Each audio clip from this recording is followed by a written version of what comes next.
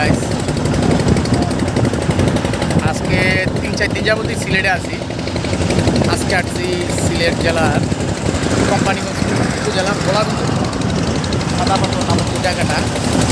ওই যে দাদা ভাইয়ের বাড়ি আমাদের পিছনে।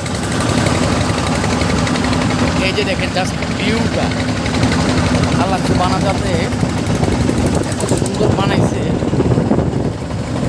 আপনার নাম শুনতে আসছে।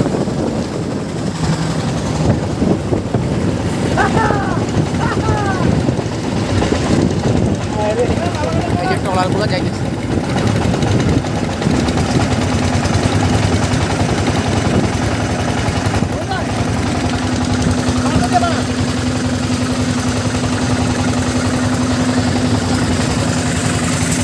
এই যে আমার এক ভাই, এর জন্য দোয়া করেন যেন কামিয়াবি পায়।